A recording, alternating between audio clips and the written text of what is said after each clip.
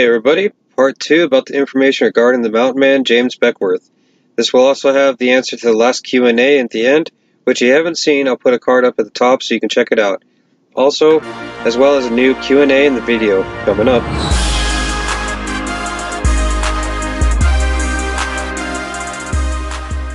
I'm Montana Guy, bringing you informational videos on Montana history, gear reviews, as well as a little bit about trucking. So if you're new here, consider subscribing. At any point in this video, check out the notes in the description down below. I'll put a link to the book that was involved in this video. So with that said, let's go ahead and get started. After all, this is the question and answer video number 7, James Beckwourth part 2. In order to understand this video, you would have to check out video number 1, or video part 1 about James Beckwourth, because it's just kind of trailing off of that point.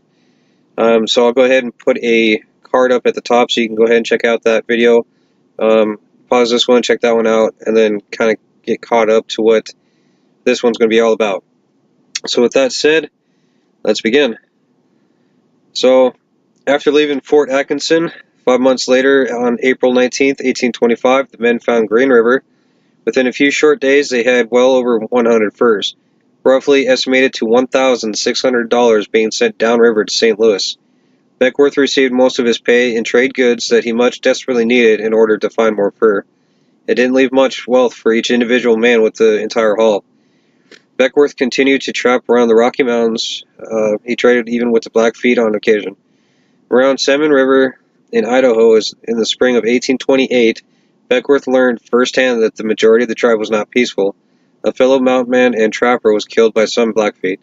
It created the first incident in what would be a very violent year between the Indians and whites.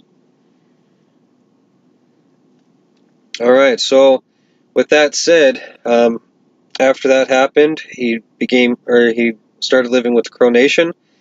Beckwourth claimed that he was captured by the Crow.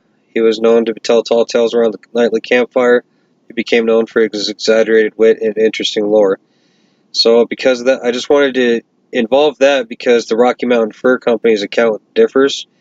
James Beckwourth went willingly to the Crow to open up trade relations with the Indians at the company's behest. He lived with the Crow for 9 years. Routinely went out on raids against other tribes, including the Blackfeet. When not raiding, he was out trapping. And by 1837, the fur trade was changing, and the fur company he worked for chose not to renew his contract. So that is part 2. So we'll go ahead and get the answer for last episode's Q&A. And if you don't know what that one was, the question was, what was the name of the fur trading company that William Henry Ashley co-owned with Andrew Henry? Was it A, American Fur Company, B, Missouri Fur Company, C, Northwest Company, or D, Rocky Mountain Fur Company? Alright, so the answer was D, Rocky Mountain Fur Company.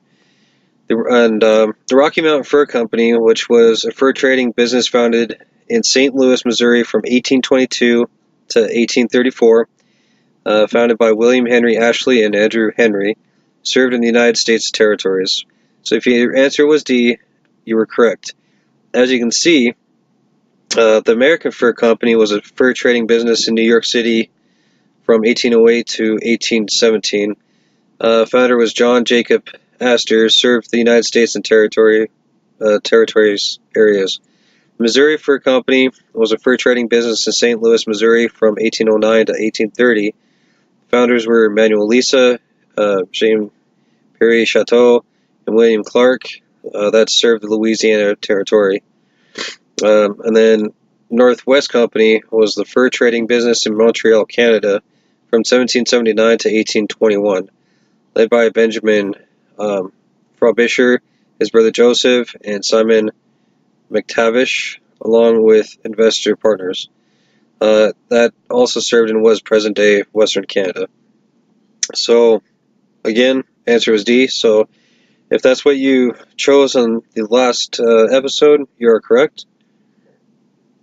Alright, so the new question that I have for you is, after leaving the Rocky Mountain Fur Company, what fur company did he work for?